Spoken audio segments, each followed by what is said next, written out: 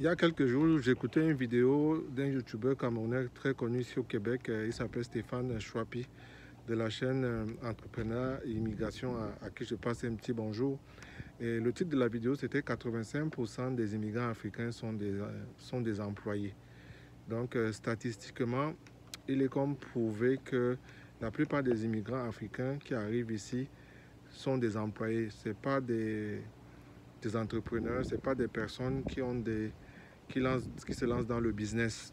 Et je ne sais pas pourquoi il semblait peut-être étonné de cette statistique, mais je pense qu'il faut remonter à l'origine même du processus d'immigration.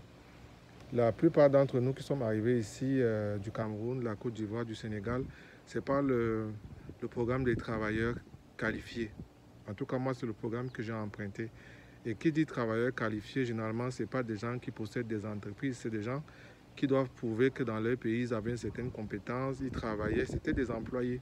Pour la plupart d'entre nous, on était employés pour pouvoir bénéficier de ce programme-là.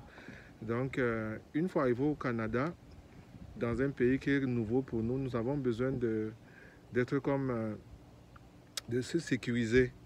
Et notre mindset ne peut pas facilement évoluer pour passer d'un employé à un entrepreneur parce que c'est vraiment deux états d'esprit différents. Il faut travailler sur soi, il faut beaucoup travailler sur soi pour pouvoir quitter le salariat vers l'entrepreneuriat. Surtout quand on arrive dans un pays étranger avec généralement une famille, des enfants en bas âge et le coût de la vie qui est élevé. Et on voudrait comme avoir une certaine sécurité d'esprit pour sa famille. Et beaucoup d'entre nous n'avons pas pu embrasser l'entrepreneuriat tout de suite.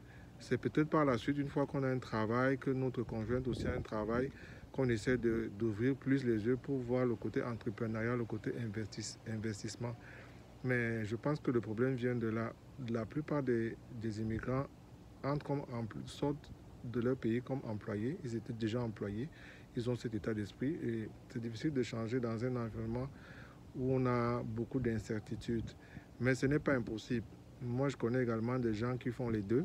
Ils ont un salaire et ils ont une compagnie et c'est quelque chose qui est très courant ici au Canada. Donc, je vous encourage tous à vous lancer. N'hésitez pas. Moi-même, de temps en temps, j'essaie de faire des petites choses à côté. Là, il faut juste commencer et accepter que nous n'avons pas le contrôle parce que l'état d'esprit d'employé, c'est un état d'esprit où on pense avoir le contrôle sur nos revenus, le contrôle sur notre emploi. Mais nous vivons dans un monde qui est extrêmement changeant.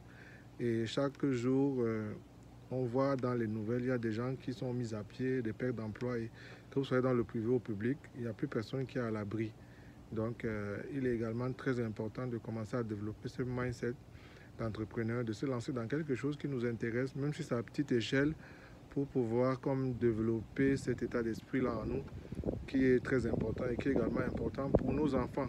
Nous devons montrer à nos enfants que nous ne sommes pas seulement ici pour viser des postes d'employés, mais que nous pouvons également faire d'autres choses et des choses plus grandes.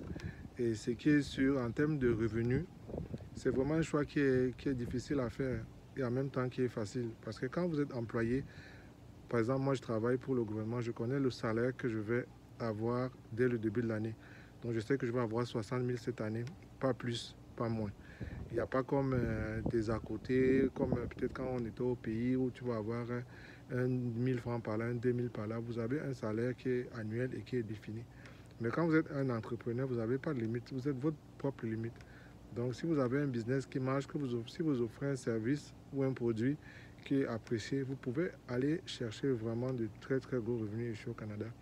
Et il y a beaucoup d'exemples d'immigrants qui se sont lancés et qui sont en train de réussir, qui sont en train de... C'est vrai qu'ils ne sont pas tellement mis en avant et parfois on a l'impression qu'il n'y en a pas assez, mais il y en a quand même quelques-uns qui se lancent en affaires et ils sont vraiment à suivre et à encourager. Donc c'était un peu le sujet de la vidéo et je vous souhaite à tous bon voyage et bonne continuation. Salut.